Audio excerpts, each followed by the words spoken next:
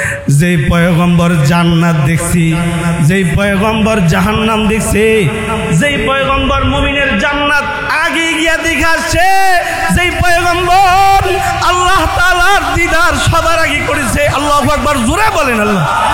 কোন পয়গম্বর আল্লাহর দিদার পায় নাই, কিন্তু একজন পয়গম্বর সবার আগে আল্লাহর দিদার পাইছে। যে পয়গম্বরে আল্লাহ তাআলা সবার আগে ডাইকা আল্লাহর কাছে নিয়ে গেছি, কোন পয়গম্বর এরকম ভাগ্য পায় নাই। ওই পয়গম্বরটা হযরত ইসমাইলের বংশে এসেছে।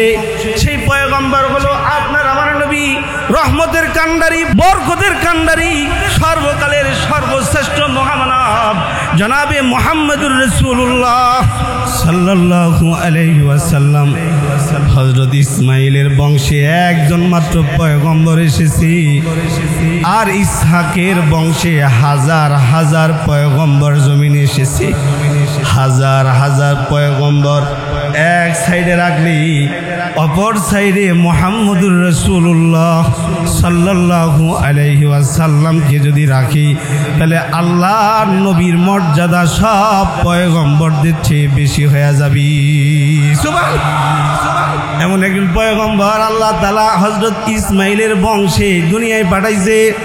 কোন পয়গম্বর?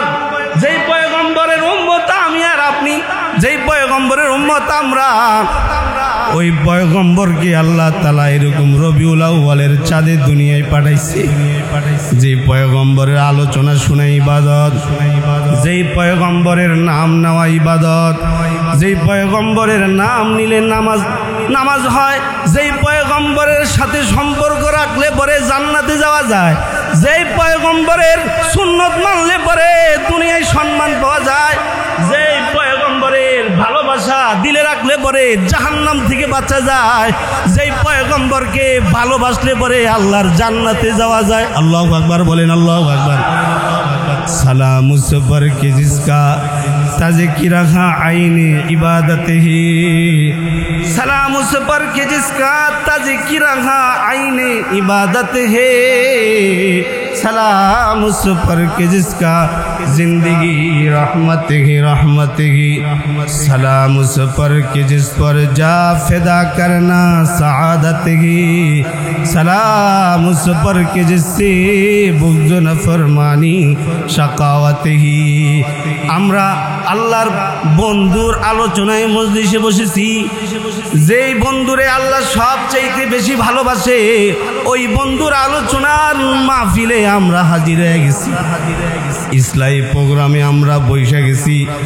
আল্লাহর দোস্তকে আল্লাহ তাআলা দুনিয়ায় পাঠিয়ে দিয়েছে।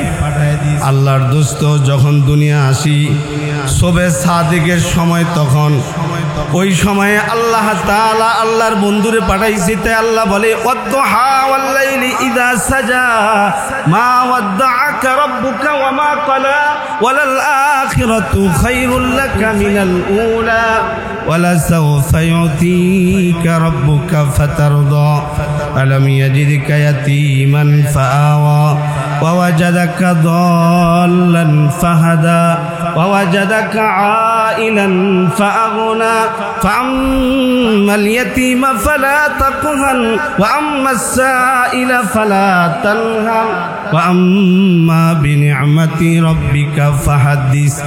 আল্লাহ তাআলা প্রভাতের কসম খেয়েছি, তার মানে আল্লাহর বন্ধু যখন দুনিয়ায় আসতেছে ওই সময়ের কসম আল্লাহ তাআলা খাইছি।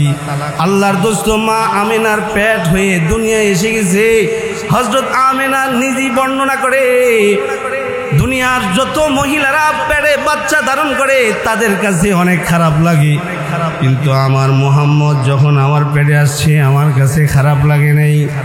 আমি মক্কার অলিতে গলিতে যদি প্রয়োজনে হেঁটেছি, আমার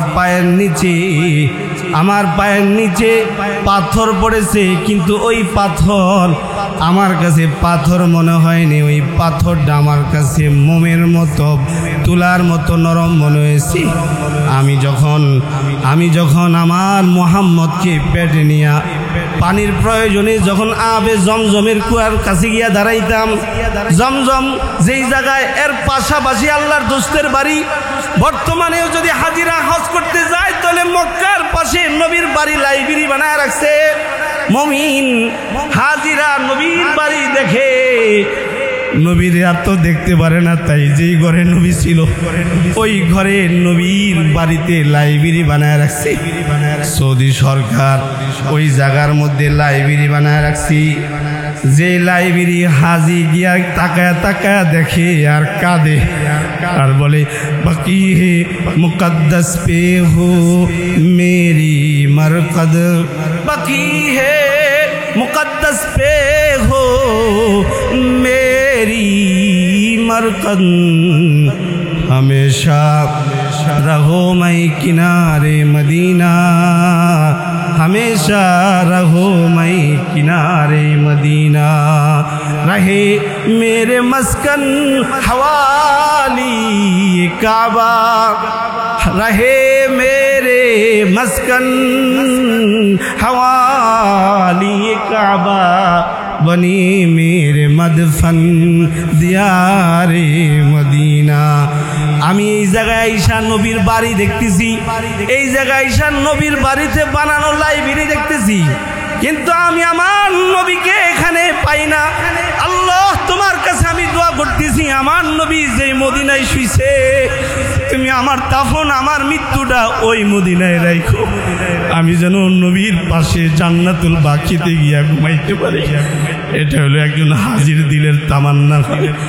এই বাড়িতে হযরত আমেনার পেট হয়ে আপনার আমার নবী দুনিয়াতে এসেছে।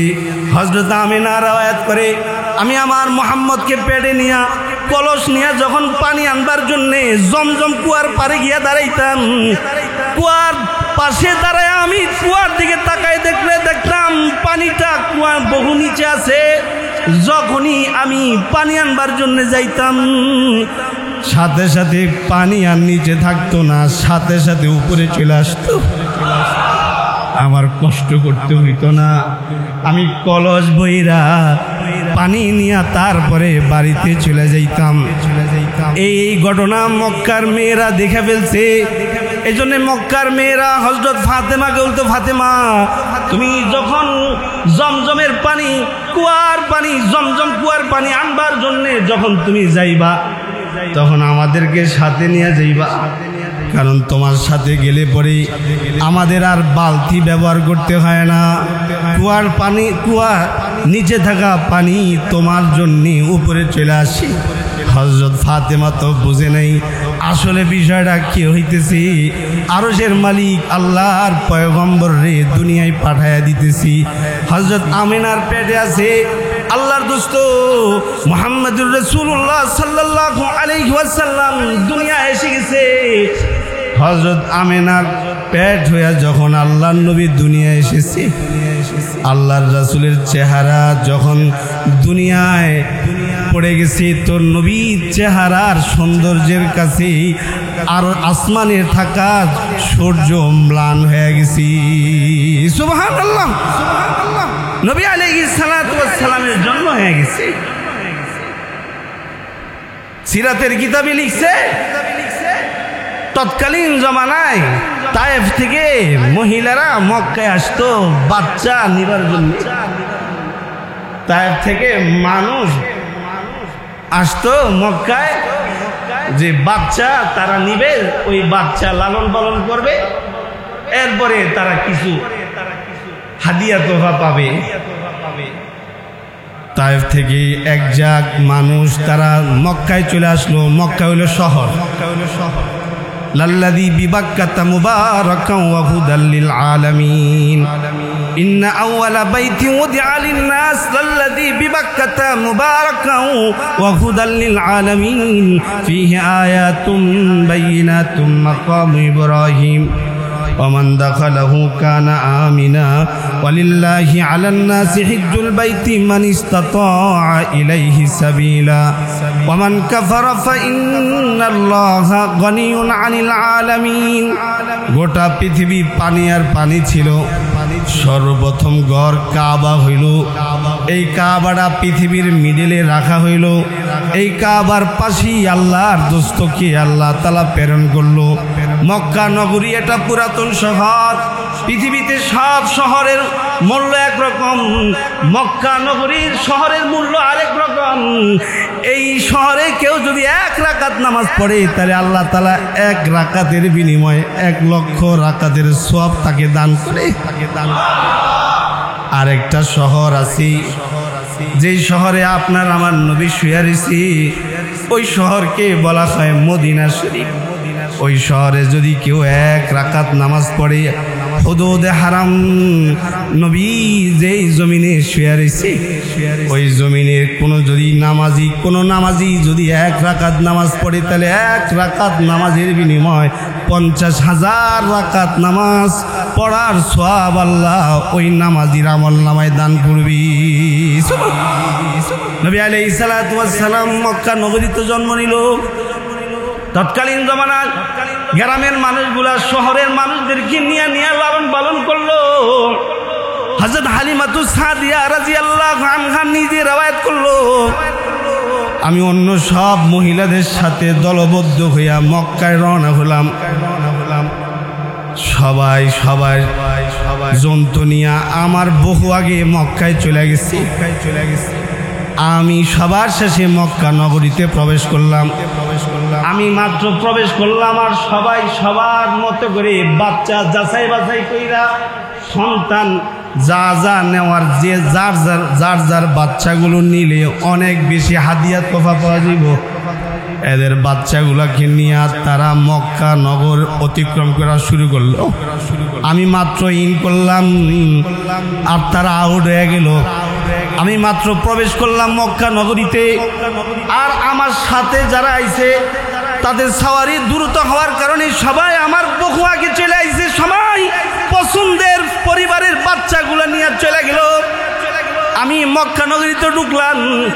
আপনার আমার নবীর শান, আমি আর আপনি নেতার পরিচয় জানি, আমি আর আপনি বিভিন্ন ব্যক্তির পরিচয় আপনার আমার জানা আছে, কিন্তু নবীর পরিচয় আমাদের জানা নেই। দাওয়াত ও তাবলীগের কারগুজারিতে উঠে এসেছি। উত্তরবঙ্গে সফরে দাওয়াত ও তাবলীগের আল্লাহর বান্দারা গেছি। যে এক গাছতে বের হয়েছে আল্লাহর বান্দারা গাছত করবার জন্য বাইরেছে। এর মধ্যে যখন মুতাকাল্লিম দাওয়াত দিবার জন্য একজনের হাতে হাত রেখা মুসাফা কইরা লা ইলাহা ইল্লাল্লাহ মুহাম্মাদুর রাসূলুল্লাহ সাল্লাল্লাহু আলাইহি ওয়াসাল্লাম কালিমা পইরা বলতেছে, ভাই আমাদের নবীর নামটা যদি একটু বলতেন। ওই আল্লাহর বান্দা বলে, আমাদের নবীর নাম হলো শেখ মুজিব। মুসলমানের দেশের মানুষ, মুসলমানের ঘরের সন্তান, মুসলমান, কিন্তু নবীকে চিনে না, নবীর নাম জানে না।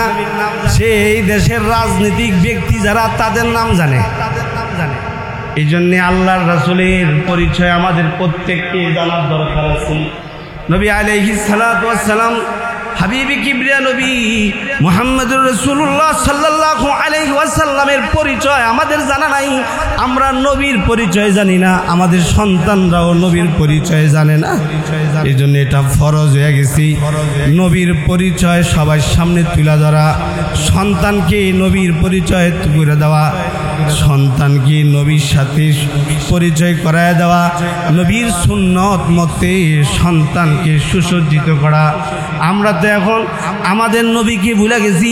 ভিন্ন ব্যক্তি যারা তাদেরকে আমরা ফলো করি। হযরত হালিমা রাদিয়াল্লাহু আনহা উনি সবার শেষে ঢুকছে। এরই মধ্যে ওনার কানে খবর আইছে ধনাঢ্যবান পরিবারের সন্তানদেরকে পূর্বে যারা আইছে তারা নিয়ে গেছে। শুধুমাত্র একটা এতিম বাচ্চার মক্কা নগরীতে আছে। এতিম যে কিনা জন্ম হওয়ার বহু আগে বাবাকে হারায় ফেলছে, এরকমই একটা সন্তান মক্কা নগরীতে আছে। আর তেমন কোনো ছোট মাসুম বাচ্চার মক্কা নগরীতে নাই। স্বামী আর স্ত্রী উভয়জনই মাশওয়ারা করতেছে কি করবো। আইছিলাম সন্তান নিবার জন্য, লালন পালন করবো। পরিশেষে কিছু হাদিয়া তোফা পাইলে পরে ওটা দিয়ে আমরা আইসো নাসাদের জিন্দিগি যাপন করবো। কিন্তু এখন যার কথা শুনতেছি সে নাকি এতিম। হযরত হালিমা তার স্বামীকে বলে, স্বামী আমার, আপনি আমাকে পরামর্শ দেন কি করতে পারি। হযরত হালিমার স্বামী ওনাকে বলার আগে হালিমা বলে, আচ্ছা আসছি যেহেতু একটু বাচ্চাটা একটু তাকায়া দেখি, এতিম হয়েছে তাতে গিয়েছে, বাচ্চা দেখতে তো আর সমস্যা নেই। যদি বাচ্চাটা দেখতে ভালো লাগে, বাচ্চাটা যদি দেখতে আকর্ষণ হয়, তাহলে বাচ্চার এতিম হওয়া সত্ত্বেও তার আমরা নিয়ে যাবো। হযরত হালিমা আপনার আমার নবীর ঘরের দরজার সামনে দাঁড়ায় গেছি, সালাম দিয়া হযরত হালিমা হযরত আমিনার কাছে অনুমতি চাইছে, এই আমরা কি আপনার ঘরে প্রবেশ করতে পারি কিনা।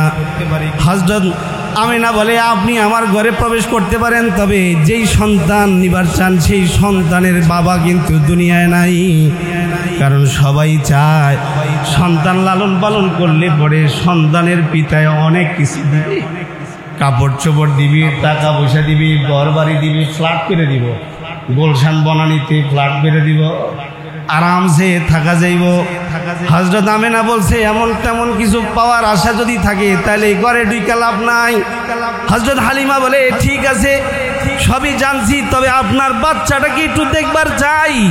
হযরত আমিনা হালিমাকে ঘরে নিয়ে, আল্লাহর দুস্ত মুহাম্মদুর রাসূলুল্লাহ শুয়ে রইছে, হযরত আমিনা হালিমাকে নিয়ে দেখা বলে, হলো আমার কলিজা মুহাম্মদ সাল্লাল্লাহু আলাইহি ওয়াসাল্লাম।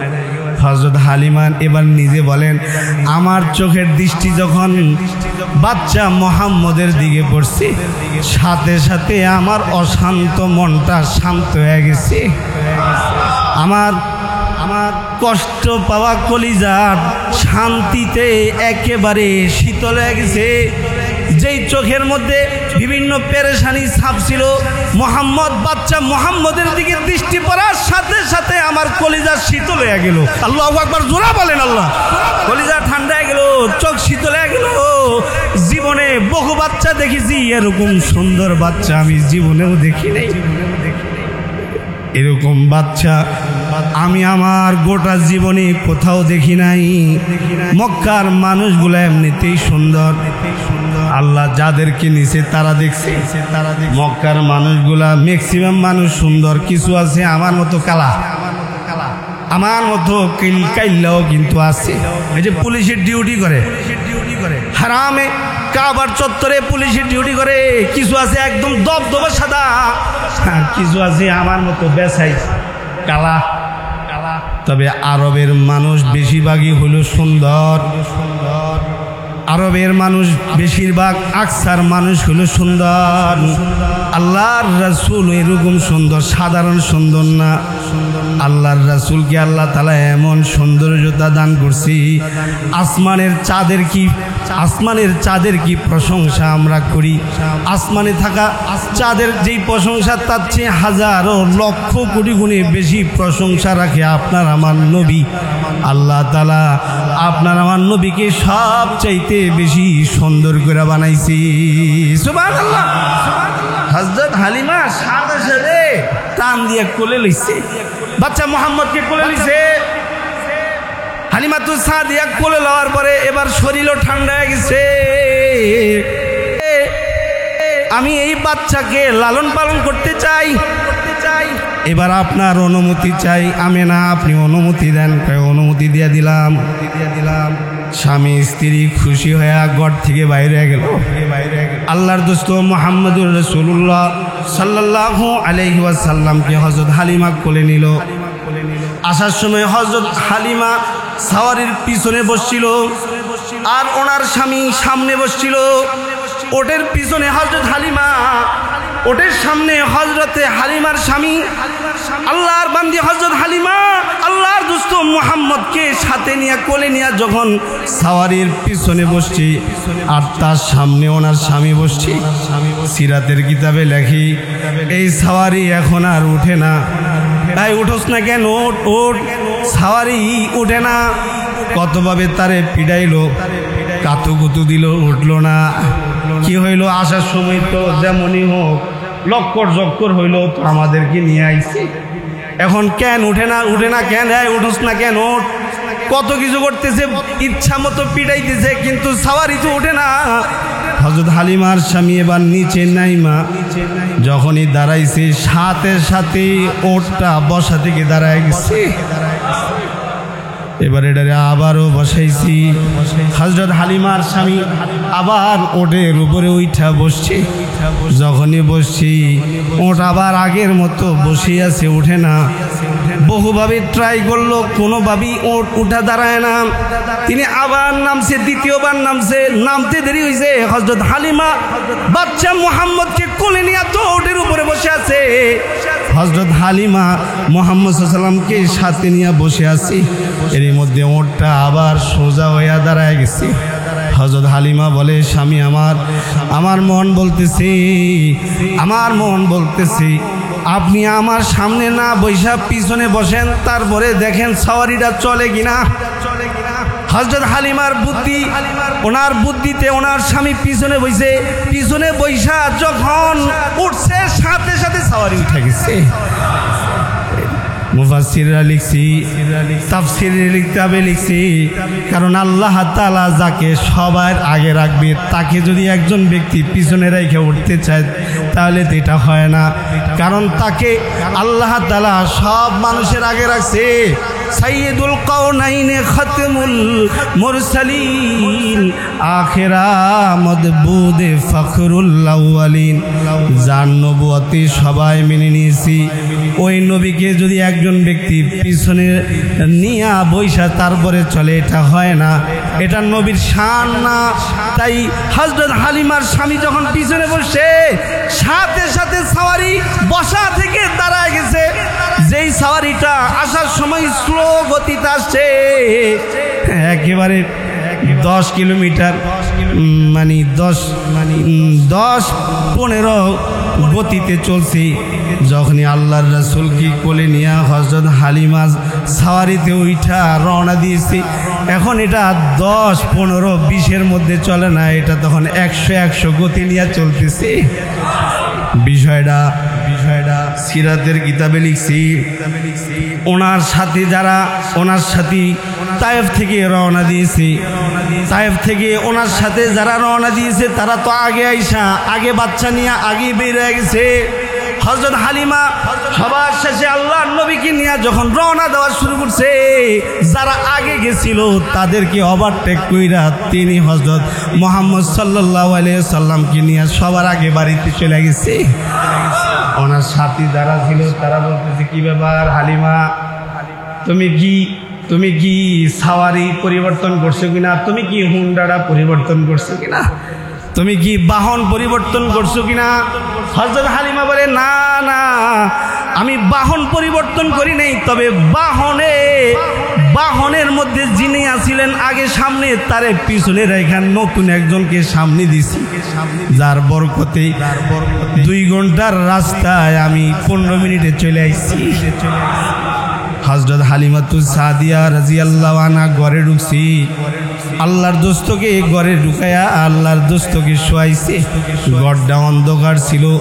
আল্লাহর রাসূলকে শোয়ানোর সাথে সাথে নবীর চেহারার আলোতে তার ঘরটা আলোকিত হয়ে গেল।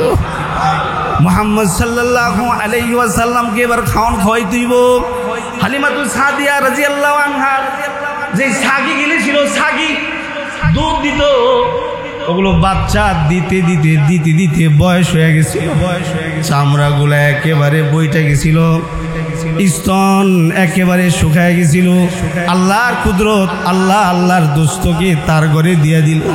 হযরত হালিমা আল্লাহর নবীর ঘরে শুয়ায়া তার ছাগি যেগুলো ছিল, যেগুলো থেকে দুধ দহন করত, ওগুলোর দিকে তাকায় দেখি প্রত্যেকটা ছাগির ওলান ভর্তি দুধে টাইটুম্বার হয়ে রয়েছি। সাথে সাথে উনি ওনার স্বামীকে বললেন, স্বামী তাড়াতাড়ি দুধ দহন করেন, খিদা লাগছে। ওনার স্বামী তাড়াতাড়ি দুধ দহন করলেন।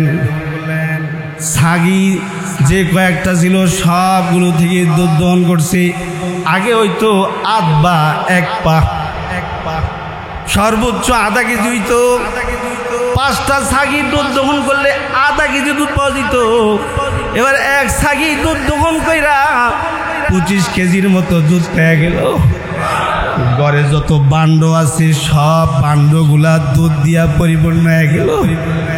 হযরত হালিমা সাদিয়ার স্বামী বলে, হালিমারে আমার কাছে আশ্চর্য লাগতেছে রে, তুমি এই বাচ্চাটা নিয়ে সওয়ারিতে ওঠার পর থেকেই সব আশ্চর্য রকমের জিনিস হইতেছে। হযরত হালিমা বলে, আমারও মন বলতেছে আমারে আল্লাহ তাআলা আসমান জমিনের মালিক আল্লাহ আমাকে যে সন্তান যে বাচ্চা আমার কোলে দান করছি এটা দুনিয়ার কোনো সাধারণ মানুষ না। আমার মন বলে তিনি বিশেষ কোনো একজন ব্যক্তি হবে যার বদলতে আমি পরতে পরতে বরকত অনুভব করতেছি। সুবহানাল্লাহ।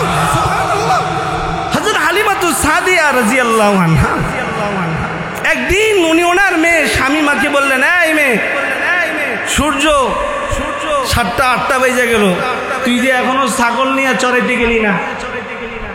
এখন সেন মানুষ ছাগল চড়ানো বন্ধ হয়ে গেছে। আগে কিন্তু মানুষ ছাগল চড়াইতো। হ্যাঁ, আমিও ছাগল চড়াইছি। ছোটবেলায় আব্বাই ছাগল কিনছে, ছাগল চড়াইছি। মাদ্রাসা যখন বন্ধ হইতো বাড়িতে যাইতাম, তো বাড়িতে গেলে ছাগল নিয়ে বাস খেতে চলে যেতাম। ছাগল চড়াইলে পরে মেজাজ ঠিক হয়। ছাগল চড়াইলে পরে নম্রতা ভদ্রতা আল্লাহর পক্ষ থেকে পাওয়া যায়। এই জন্য আল্লাহর পক্ষ থেকে আল্লাহ তাআলা সব পয়গম্বরদেরকে দিয়া ছাগল চড়াইছে। এমন কোন পয়গম্বর নাই যে পয়গম্বর ছাগল চড়ায় নাই। সব নবীরা ছাগল চড়াইছে, আপনার আমার নবীও ছাগল চড়াইছে। সব নবীরা ছাগল চড়াইছে। হাদিসের কিতাবে আছে, যারা ঘোড়া পালে তারা অহংকারী হয়, আর যারা ছাগল পালে তারা বিনয়ী হয়, নম্র হয়, ভদ্র হয়। ছাগল পাললে পরে মানুষ বিনয়ী হয়ে যায়, ছাগল পাললে পরে মেজাজ ঠিক হয়ে যায়, ছাগল পাললে পরে তবিয়ত ঠিক হয়ে যায়। হযরত হালিমাতু সাদিয়া তিনি বলে, এই মেয়ে, শামিমা ওনার একটা মেয়ে ছিলেন, উনি ওনার মেয়েকে বলছে, তাই মেয়ে তুই ছাগল চড়াইতে গেলি না কেন? ছাগল যদি না চড়াস তাহলে তো দুধ খাওয়ান খেতে পারবি না, দুধ পান করতে পারবি না। কারণ ছাগলকে খাওয়াইলে তুই খাইতে পারবি। আমরা যদি দুধ খাইতে চাই তাহলে আগে গরুরে আমাদের রাব বুসি ঘাস খাওয়াইতে, এই সব কিছু খাওয়াইলে পরে গরু আমাদেরকে দুধ দিব। ছাগলরে যদি পাতা লতা খাওয়াই তাহলে ছাগলের কাছ থেকে দুধ পাওয়া যাইব। এটা আল্লাহ তাআলার বড় একটা কুদরত। পৃথিবীতে এমন কোন মেশিন আবিষ্কার হয় নাই যেই মেশিনের এক সাইড দিয়া পাতা লতা গাছ দিবেন, অন্য সাইড দিয়া একেবারে অরিজিনাল দুধ পাইবেন, এরকম কোন মেশিন আবিষ্কার হয় নাই। কিন্তু আল্লাহ তাআলা আমাদের জন্য গরুকে আল্লাহ তাআলা সৃষ্টি করেছেন, ছাগলকে আল্লাহ তাআলা আমাদের জন্য সৃষ্টি করেছেন। এই ছাগলকে যখন আপনি পাতা খাওয়ান, লতা খাওয়ান, সে মুখ দিয়া পাতা লতা খায় আর স্তন বেবে আপনাকে আমাকে দুধ পান করায়া যায়। আল্লাহু আকবার, জোরে বলেন আল্লাহু আকবার। এটা কার কাম? জোরে বলেন কার কাম? পৃথিবীতে এরকম কাম কোনো বিজ্ঞান করতে পারবে না, কোনো ডাক্তার এই কাজ করতে পারবে না। ছাগলকে আপনি পাতা খাওয়াইছেন, লতা খাওয়াইছেন, এই ছাগল এবার আপনাকে একেবারে পিওর নির্ভেজাল আপনাকে দুধ পান করাবি। এটা আল্লাহ তাআলার পক্ষ থেকে ছাগল দিয়া বান্দা বান্দিদেরকে আল্লাহ খেদমত করতেছি। হযরত হালিমা বলে, মারি বেলা এত বাজে গেছি, এখনো ছাগল নিয়ে গেলি না, ছাগল চড়াইতে গেলি না রে। মেয়েটা বলে, মা এই সব ছাগলগুলো আমি যখন নিয়া চরণভূমিতে যাই ছাগল কন্ট্রোল করতে পারি না, ছাগল একটারে একদিকে রাখলে আরেকটা আরেক দিকে জায়গা, আমি মেয়ে মানুষ দৌড়ে আর ছাগল একসাথে করতে পারি না।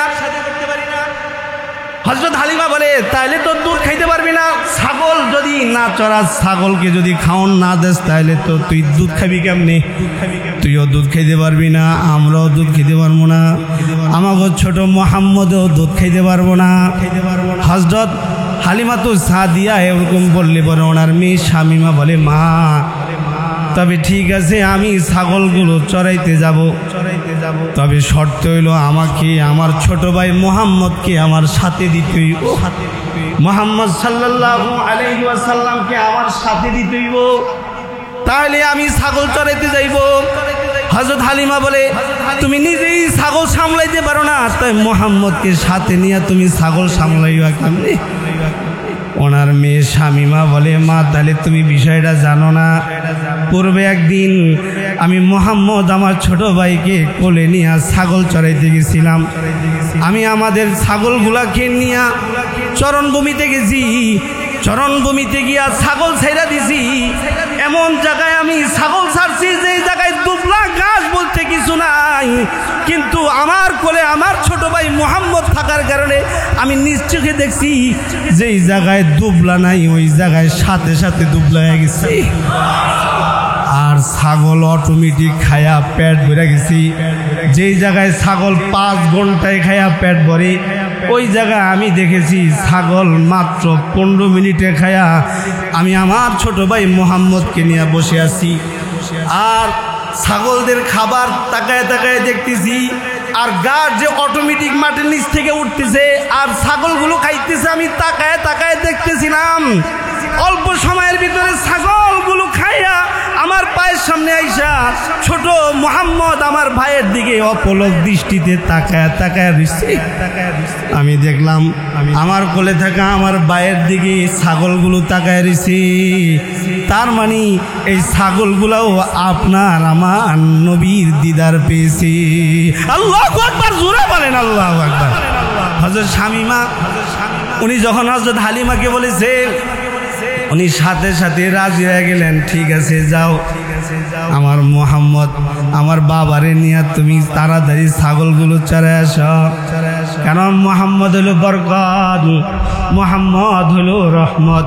আল্লাহ তাই কোরআনে বলে ওয়ামা আরসালনাকা ইল্লা রাহমাতাল লিল আলামিন। আল্লাহ তাআলা গোটা আলামিনের জন্য আল্লাহর দোস্তকে আল্লাহর রহমত বানায় পাঠাইছে। আমরা ভাগ্যবান, রহমতওয়ালা পয়গম্বরের উম্মত আমরা হয়েছি। তাকমিলে মারিফতি হে, তাকমিলে মারিফতি হে, মোহাব্বতে রসূলুল্লাহ की है बंदगी खुदा की है, इताअत रसूल की तस्कीन दिल है, तस्कीन दिल है, तस्कीन दिल है, सरवरे कौनो मका किया सरमाए हयात है उल्फत रसूलुल्लाह की, सरमाए हयात है उल्फत रसूलुल्लाह की। इतनी ज़ियारतों से इतनी सी ज़ियारतों ऐ रब्बे दो जहान, दिल में रहे हर वक्त मोहब्बते रसूलुल्लाह की। আল্লাহর দোস্ত কি আল্লাহ তাআলা জমিনে পাঠিয়ে দিয়েছি। আল্লাহর পক্ষ থেকে আল্লাহ তাআলা আল্লাহর দোস্তকে জমিনে প্রেরণ করেছে। আল্লাহর পক্ষ থেকে রহমতের খাজানা আমাদের জন্য জমিনে সেট করেছে। মুহাম্মদ সাল্লাল্লাহু আলাইহি ওয়াসাল্লাম জমিনে চলে আইছে, সব দিকে আল্লাহ তাআলা রহমত বর্ষণ করতেছে। আল্লাহ তাআলা আল্লাহর কোরআনেও বলেছে, পয়গম্বর আপনি তো হলেন রহমতের কান্ডারি, আপনি হলেন বরকতের কান্ডারি। আপনার আমার নবী তিনি সকল কিছুর উপরে রহমত হয়ে এসেছে। মানুষদের জন্য রহমত, মানুষদের জন্য রহমত, পাখিগুলোর জন্য রহমত, জীবজন্তুদের জন্য রহমত, জমিনের জন্য রহমত, আসমানের জন্য রহমত, ফেরেশতাদের জন্য রহমত, এমনকি জান্নাতের জন্য রহমত। সব কিছুর জন্য আল্লাহ তাআলা আল্লাহর নবীকে রহমত বানায় পাঠাইছি। এইরকম রহমতের নবীকে পায়া যারা খুশি হবে আল্লাহ তাআলা তাদেরকেও আল্লাহ তাআলা রহমতের নবীর সাথে জান্নাত দান করবে। সুবহানাল্লাহ। নবী আলাইহিস সালাতু ওয়াস সালাম রবিউল আউয়াল মাসে দুনিয়াতে এসেছে। আবার এরকম একটা রবিউল আউয়ালের চাঁদেই নবী আলাইহিস সালাতু ওয়াস সালাম দুনিয়ার জমিন ছেড়ে চলে গেছে। নবী আলাইহিস সালাতু ওয়াস সালাম দুনিয়াতে আসছেন এই উম্মত এই নবীর উম্মত হইতে পারছেন। এটা নবী আলাইহিস সালাতু ওয়াস সালামের নবী আলাইহিস সালাতু ওয়াস সালামের মর্যাদা, যে নবীজিকে আল্লাহ তাআলা সর্বশ্রেষ্ঠ মর্যাদা দান করছেন। এই জন্যে উম্মত হিসাবে নবীর সুন্নতের উপরে চলা, যদি আমরা নবীর সুন্নতের উপরে চলতে পারি তাহলে আল্লাহ তাআলা আমাদের উপরে সন্তুষ্ট হয়ে যাবেন। হাদিসে আছে নবী আলাইহিস সালাতু ওয়াস সালাম বলছেন যে আমি সর্বশ্রেষ্ঠ নবী, তোমরা সর্বশ্রেষ্ঠ উম্মত। হাদিসে আসছে নবীজি বলছেন আমি সর্বশ্রেষ্ঠ নবী, তোমরা সর্বশ্রেষ্ঠ উম্মত। আমি সবার আগে জান্নাতে যাব, তারপরে সকল নবীরা জান্নাতে যাবে, আর আমার উম্মত সবার আগে জান্নাতে যাবে, এরপরে অন্য অন্য নবীদের উম্মত, তারপরে আমার নবীর আমার উম্মতের পরে তারা জান্নাতে যাবে। সুবহানাল্লাহ। নবী আলাইহিস সালাতু ওয়াস সালাম জমিনে এসে গেছেন। হযরত হালিমার কিছু কথা আপনাদেরকে শুনাইলাম, হযরত আমিনার কথাও আপনাদেরকে শুনাইলাম। নবী আলাইহিস সালাতু ওয়াস সালাম থেকে এবার সকল শ্রেণী পেশার মাখলুক সব রকমের উপকার গ্রহণ করতে লাগলেন। নবী আলাইহিস সালাতু ওয়াস সালাম আল্লাহর নবী মুহাম্মদ সাল্লাল্লাহু আলাইহি ওয়াসাল্লাম আল্লাহর পক্ষ থেকে পয়গম্বরী পেয়ে গেলেন। বুখারী শরীফের হাদিসে আছে আল্লাহর দোস্ত মুহাম্মদ সাল্লাল্লাহু আলাইহি ওয়াসাল্লাম আল্লাহর পক্ষ থেকে পয়গম্বরী পেয়ে গেছেন। ইমামে বুখারী রহমতুল্লাহি আলাইহি তার বুখারী শরীফের মধ্যে সর্বপ্রথম বাবু কাইফা কানা বদুল ওয়াহি ইলা রাসূলিল্লাহি সাল্লাল্লাহু আলাইহি ওয়াসাল্লাম, অর্থাৎ আল্লাহর রাসূলের কাছে জিবরাইল আমিন যে আগমন করেছে তার বর্ণনা তিনি সবার আগে তিনি বুখারী শরীফে নিয়ে আসছেন। নবী আলাইহিস সালাতু ওয়াস সালাম গারে সৌরে আল্লাহর রাসূল সাল্লাল্লাহু আলাইহি ওয়াসাল্লাম আল্লাহ তাআলার গোলামিতে রত আছে। গারে সৌরে আল্লাহর রাসূল ইবাদত করতেছি, গারে হেরায় আল্লাহর রাসূল আল্লাহর গোলামিতে আছে। জিবরাইল আলাইহিস সালাম চলে এসেছি। নবী আলাইহিস সালাতু ওয়াস সালামকে জাবরা দইরা মুলাকাত কইরা তারপরে আল্লাহর পক্ষ থেকে কোরআন দান করেছে। আল্লাহর তাআলা হযরত জিবরাইলকে দিয়া কোরআন পাঠাইছে, এই জিবরাইল আমার পয়গম্বরের নিয়া কোরআন দাও। জিবরাইল আলাইহিস সালাম আল্লাহর রাসূলের কাছে আইসা কোরআনের আয়াত বলল, ইকরা বিসমি রাব্বিকাল্লাযী খালাক, খালাকাল ইনসানা মিন আলাক, ইকরা ওয়া রাব্বুকাল আকরাম আল্লাযী আল্লামা বিল কলম, আল্লামাল ইনসানা মা লাম ইয়ালাম, কাল্লা ইন্নাল ইনসানা লা ইয়াতগা। আল্লাহর পক্ষ থেকে জিবরাইল আমিন 5 আয়াত আল্লাহর দোস্তকে দিল। নবী আলাইহিস সালাম 5 আয়াত পাইল, বাড়িতে চলে গেল, জ্বর আইসা গেল। হযরতে খাদিজাতুল কুবরা রাদিয়াল্লাহু আনহা নবীজি সঙ্গ দিল। নবী আলাইহিস সালাতু ওয়াস সালাম কি হযরত খালিমা কম্বল দিয়া আল্লাহর রাসূলকে জড়ায় নিল। নবী আলাইহিস সালাতু ওয়াস সালাম কি আল্লাহ তাআলা জমিনের মাখলুকের জন্য নবুয়তি প্রদান করলেন। মানুষদের পয়গম্বর হইয়া আল্লাহ তাআলা আল্লাহর রাসূলকে কাজ করবার নির্দেশ দিলেন। আল্লাহর দোস্ত কাজ করা শুরু করছে, নবুয়তি পেয়ে গেছে। নবীজিকে বিভিন্নভাবে কাফেররা ঠেকাইতে যাইতেছে। হাদিসের কিতাবের ঘটনা বাইহাকি শরীফের হাদিসে আছে, নবী আলাইহিস সালাতু ওয়াস সালাম যখন সব মানুষদেরকে এক আল্লাহর দিকে আহ্বান করছে, তো মানুষ দলে দলে আল্লাহ নবীর আহ্বানে সাড়া দিয়া কালিমা পড়া মুসলমান হয়ে যেতেছে। নবী আলাইহিস সালাতু ওয়াস সালাম কি কাফেররা ঠেকাইতে যাইতেছে। আবু জাহেল একদিন নিজের হাতের মুঠের ভিতরে পাথর নিয়ে মুহাম্মদ সাল্লাল্লাহু আলাইহি ওয়াসাল্লামের সামনে দাঁড়ায় বলে, মুহাম্মদ, এই মুহাম্মদ, তুমি কত কথা আমাদেরকে শোনাও, তুমি কত কিছু জানো, তুমি আমাদেরকে এক আল্লাহর দিকে আহ্বান করো। মুহাম্মদ, আমার হাতের ভিতরে কি আছে তা যদি তুমি বলতে পারো তাহলে আমিও কালিমা পড়ে মুসলমান হয়ে যাব। হাতের মুঠের ভিতরে পাথর নিয়ে নবীর সামনে দাঁড়ায় নবীরে পরীক্ষা করতেছে। নবী আলাইহিস সালাতু ওয়াস সালাম আবু জাহেলের হাতের দিকে খালি ইশারা কইরা নবীজি কথা বলা শুরু করবেন, এমন সময় আবু জাহেলের হাতের ভিতরে থাকা পাথরগুলো জোরে আওয়াজে নবীজিকে সবার আগে মানুষের বেশে সালাম দিয়ে দিচ্ছেন। নবীজিকে পাথরে সালাম দিয়ে দিল। এলো এক বর্ণনা।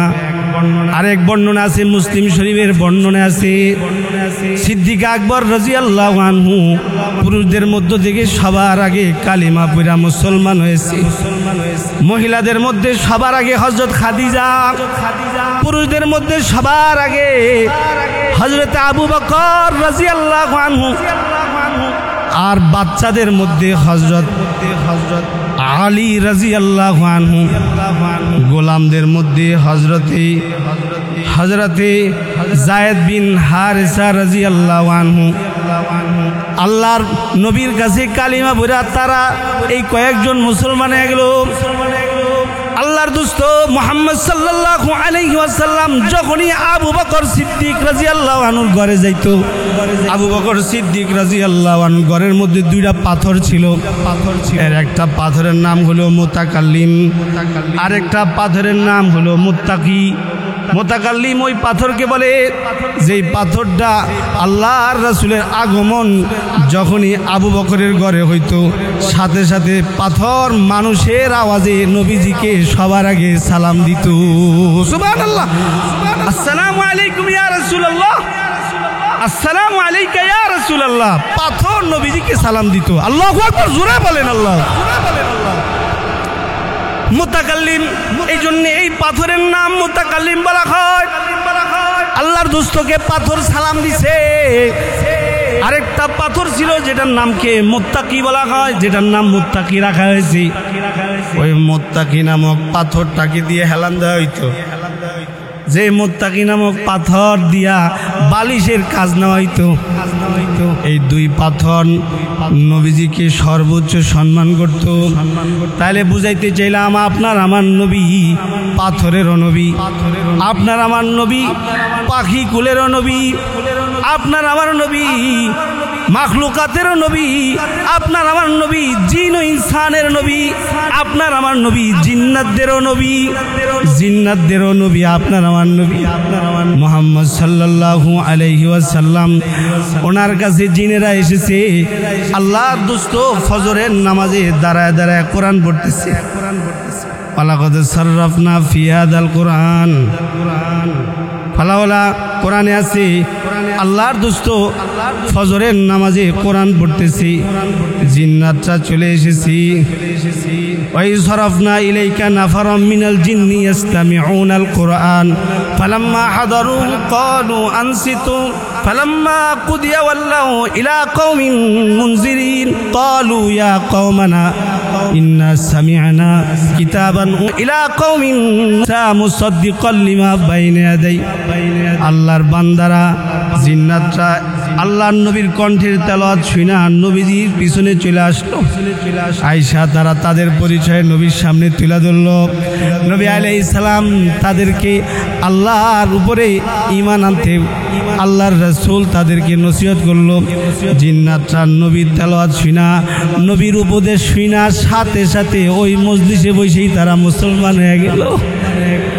শুধুই মুসলমান হয়েছে তা নয়, এই জিন্নাতগুলো এবার আল্লাহর নবীকে বলে, আল্লাহ নবী গো, আমরা আমাদের কওমের কাছে গিয়া আপনার কথা শোনাবো।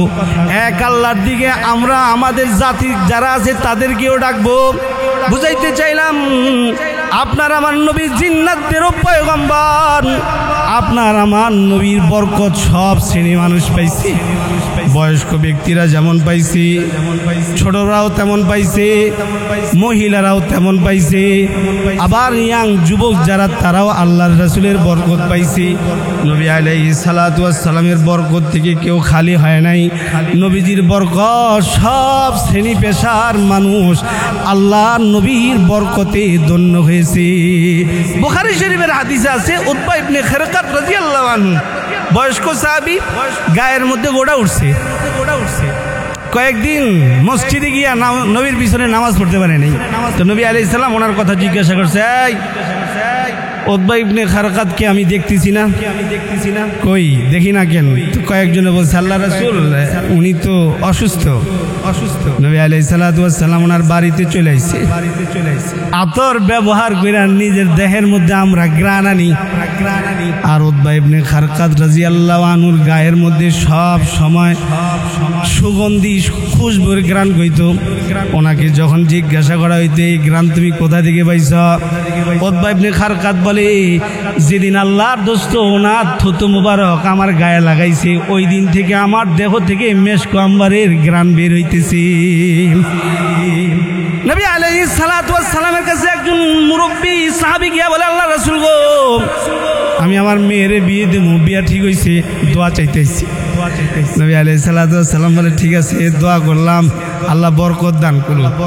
তুমি যে তোমার মেয়ের বিয়া দিবা, আতর আসেনি বাসায়, আতর আসেনি, সুগন্ধি আসেনি? কয় না। নবী আলাইহিস সালাম নিজের গাম মোবারক শিশির ভিতরে ঢুকায়া মুখা লাগাই দিয়া বসে, নাও এটা আতর হিসাবে বাড়িতে নিয়ে ব্যবহার করবে। আল্লাহর রাসূলের গাম মুবারক বিয়ের দিন যখন মক্কা খুলছে, ওই মক্কা থেকে মেশক আম্বরের গ্রান ওই মক্কার ভিতর থেকে বের হয়ে গোটা বাড়িতে একাকার হয়ে গেছে। সুবহানাল্লাহ। হাদিসের কিতাবে ওটাকে বাইতুল মতিন বলা হয়, ওই গড়টাকে মেশক আম্বরের গড় বলা হয়। নবী আলাইহিস সালাতু ওয়াস সালামের গাম মুবারকটাও কিন্তু মেশক আম্বরের চেয়ে বেশি ঘ্রাণ ছিল। নবী আলাইহিস সালাতু ওয়াস সালামের কিছু শান আপনাদেরকে শুনাইতেছি, বিরক্ত হইতেছেন? নবীজির একটু পরিচয় আমাদের সামনে থাকা দরকার আছে। নবী আলাইহিস সালাতু ওয়াস সালাম, আল্লাহর নবী মুহাম্মদ সাল্লাল্লাহু আলাইহি ওয়াসাল্লাম, ওনার একজন সাহাবী, যিনি বদরি সাহাবী, 313 জনের একজন হলেন উতবা ইবনে সামিত রাদিয়াল্লাহু আনহু, যার কথা বুখারী শরীফের হাদিসেও আছে। ইমাম সাহেব হুজুরের বুখারী শরীফটা এখানে আছে, আমি দেখছি। মসজিদের ইমাম সাহেব হুজুরের বুখারী শরীফটা এখানে আছে। এই বুখারী শরীফের মধ্যে 313 জন বদরি সাহাবীদের নাম আছে। এর মধ্যে উতবা ইবনে সামিত রাদিয়াল্লাহু আনহু, উনি একজন জবরদস্ত সাহাবী। 313 জন বদরি সাহাবী, এরা এমন সাহাবী, এরা বদর যুদ্ধে অংশগ্রহণ করার কারণে আল্লাহ তাআলা তাদের উপরে এমন সন্তুষ্ট হয়েছে যে তারা যদি বাকি হায়াতে কোনো নেক আমল যদি নাও করে, তারপরেও আল্লাহ তাদেরকে কমপ্লিট জান্নাত দান করবে। হযরত মুহাম্মদ সাল্লাল্লাহু আলাইহি ওয়াসাল্লামকে তারা ভালোবাসা নিজের জীবন আল্লাহর জন্য উৎসর্গ কইরা ময়দানে নামছে। আল্লাহর বান্দারা নিজের জীবনের মায়া ত্যাগ কইরা যুদ্ধের ময়দানে নামছে। আরশের মালিক আল্লাহ তাআলা এই 313 জনকে এমনদের ময়দানে নামছে যে 313 জনকে জান্নাতি বলা হয়েছে। এই 313 জনকে জান্নাতি বলা হয়েছে। মুহাদ্দিসিনে হযরত, মুফাসসিরিনে হযরতরা বলছে, এই 313 জনের নাম নিয়েও যদি কেউ কোনো দোয়া করে, তাহলে আল্লাহ তাআলা সাথে সাথে তার দোয়া কবুল করে। 313 জনের এই কাফেলার অনেক দাম। উতবা ইবনে সামিত রাদিয়াল্লাহু আনহু, ওনাকে দাওয়াত দিয়েছেন নবীর খাদেম হযরত আনাস রাদিয়াল্লাহু আনহু। হযরত আনাস নবীজির 10 বছর খেদমত করছে, 10 বছর। ওনার মা উম্মে আইমান রাদিয়াল্লাহু আনহা আল্লাহর রাসূলের কাছে গিয়া বলে, ওগো আল্লাহর নবী, আপনার খেদমত কি করবে, তাই আমি আমার ছেলে আনাসকে নিয়ে এসেছি। আমার আনাস আপনার খেদমত করবে, যখন যা কিছু করা দরকার আপনি আমার আনাসকে দিয়া করাবেন। হযরত আনাস রাদিয়াল্লাহু আনহু নবীজির খেদমতে আছেন। এই আনাস রাদিয়াল্লাহু আনহু নবীজির খেদমত করতে করতে করতে করতে 10 বছর হায়াত কাটাইছে। হযরত আনাস নবীজির সব দোয়া পাইছে। হযরত আনাস নবীজির খাস দোয়া পাইছে। নবীজির খাস দোয়া পাওয়ার কারণে হযরত আনাসকে আল্লাহ তাআলা সন্তানও বেশি দান করছে। হযরত আনাসকে আল্লাহ তাআলা আল্লাহ নবীর দোয়ার কারণে আল্লাহ তাআলা তাকে সম্পদও বেশি দান করছে। উনি বলেন, আমি স্বর্ণ কুড়াল দিয়া ফাড়ছি, স্বর্ণ আমি কুড়াল দিয়া ফাইরা তারপরে 2 টুকরা করছি। আল্লাহু আকবার, জোরে বলেন আল্লাহ। স্বর্ণ কুড়াল দিয়া ফাড়ছে। হযরত আনাসের সন্তান এত বেশি হইছে, কোন কোন বর্ণনা আছে ওনার 117 জন সন্তান হইছে। কয়জন? 117 জন সন্তান আল্লাহ তাআলা ওনাকে দান করছে। কারণ আল্লাহ সবাই চায়, সন্তান যার নাই সে বুঝে। আমি এখন যেখানে আছি ওখানে একটা লোক আছে, যে লোকটার বিয়ে করছি অনেক বছর হয়ে গেছে, কিন্তু সন্তান হয় না। প্রথমে এক বিয়ে করছে, ওই বিবির কাছ থেকে সন্তান হয় না মনে করে তো আরেকটা বিয়ে করছে। সম্পদ আছে মোটামুটি, কিন্তু তার সন্তান নাই। ইয়াউমা লা ইয়ানফাউ মালু ওয়ালা বানুন ইল্লা মান আতাল্লাহা বিকলবিন সালিম ওয়া উযলিফাতিল জান্নাতু লিল মুত্তাকিন। সন্তান এটা আল্লাহর পক্ষ থেকে নিয়ামত, তবে এটা পরীক্ষা। সম্পদ এটা আল্লাহর পক্ষ থেকে নিয়ামত, তবে এটাও পরীক্ষা।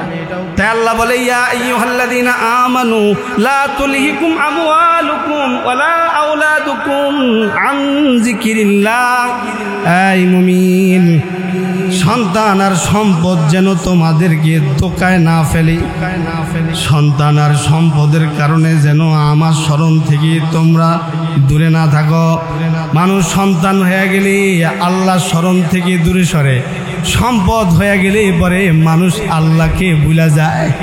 এজন্যে আল্লাহ বলে, সাবধান, সন্তান সম্পদ পায়া কিন্তু তোমরা আমারে ভুলো না। ইন্নামা আমওয়ালুকুম ওয়া আওলাদুকুম ফিতনা। কিছু মুমিন আছে যারা আল্লাহর পক্ষ থেকে সব নিয়ামত পাইছে, এই নিয়ামত পায়া তারা আল্লাহরে ভুলে নেই, বরং আল্লাহরে আরো তারা বেশি আপন করছে। এই হলো হযরত আনাস, নবীজির দোয়া পাইছে। হযরত আনাস উতবা ইবনে সামিত রাদিয়াল্লাহু আনহুকে একদিন দাওয়াত দিছে। উতবা ইবনে সামিত রাদিয়াল্লাহু আনহু বদরি সাহাবী। হযরত আনাসের ঘরে আল্লাহর বান্দা উতবা ইবনে সামিত মেহমান হইছে। দস্তরখানে খানা যা ছিল, যা খাবার খাইতে পারছে খাইছি।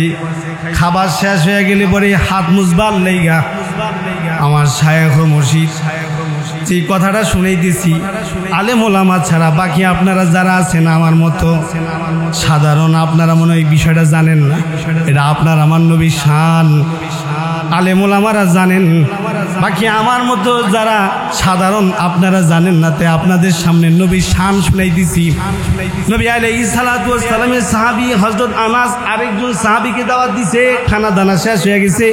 উতবা ইবনে সামিত রাদিয়াল্লাহু আনহু হাত মুজবার জন্য হযরত আনাসের একটা বাদি ওনার হাত মুজবার জন্য একটা তোয়াইলা নিয়ে এসেছে।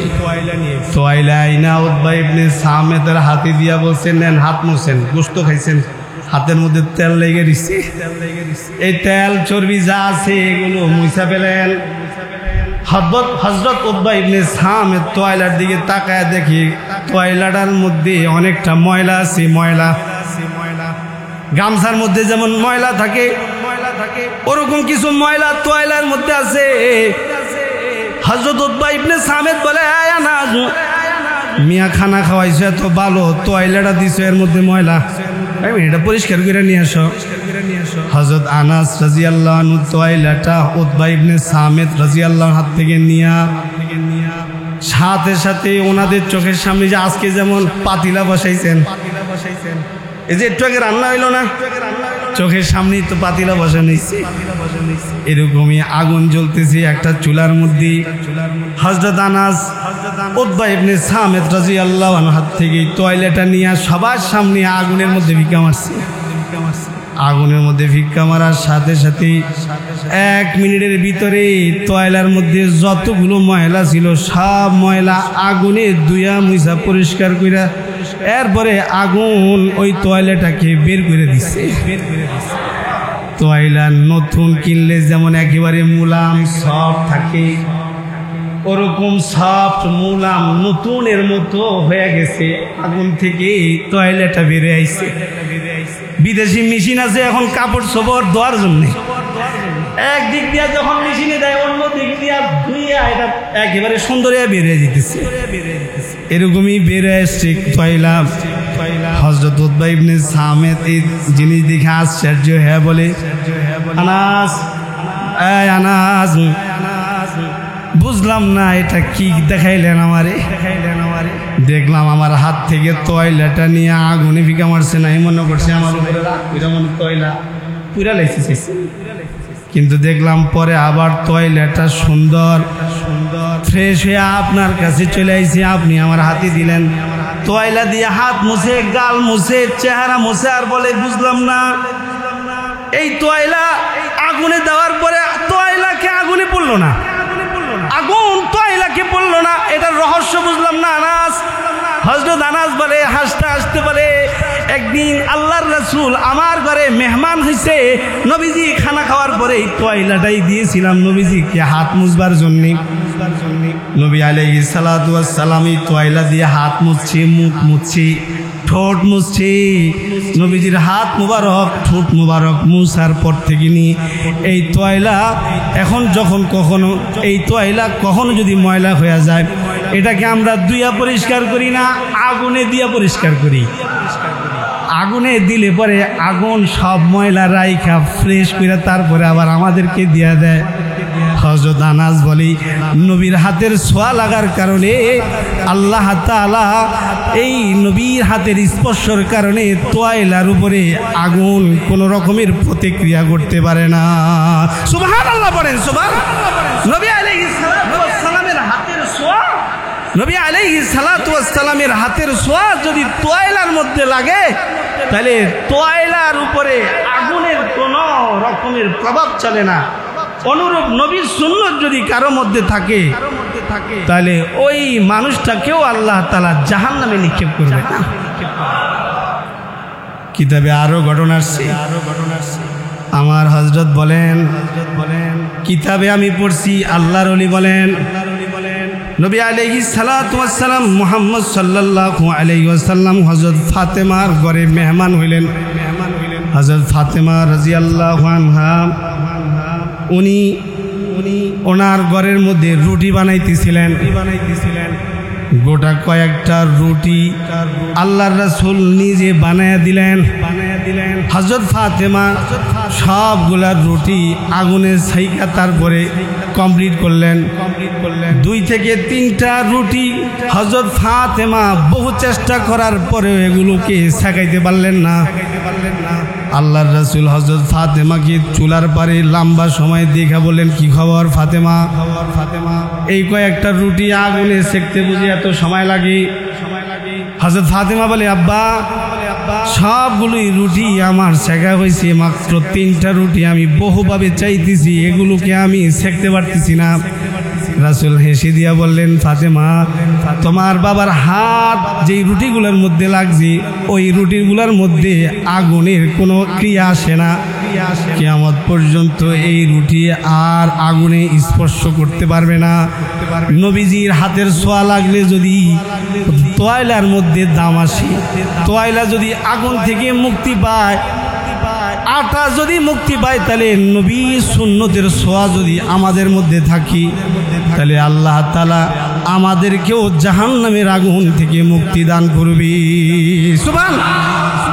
এগুলো নবী আলাইহিস সালাতু ওয়াস সালামের শান, যা আমাদের সামনে সংক্ষেপে কিছু শুনাইলাম। আল্লাহ তাআলা আমাদেরকে নবীর শান জেনে জেনে নবীর সুন্নতের উপরে চলবার তৌফিক দান করেন। 3টা সুন্নতের কথা বলি। 1 নম্বর সুন্নত, নবীকে ভালোবাসার প্রমাণ এটাই যে নবীজির সুন্নতের উপরে চলা। নবীজিকে যদি কেউ বলে আমি ভালোবাসি, তাহলে এর প্রমাণ হলো সে নবীজির সুন্নতের উপরে চলবে। 1 নম্বর, আমরা বিশুদ্ধভাবে সালাম দিব। নবীজি হাদিসে বলছেন তোমরা বেশি বেশি করে সালাম দাও, আমরা বিশুদ্ধভাবে সালাম দেব।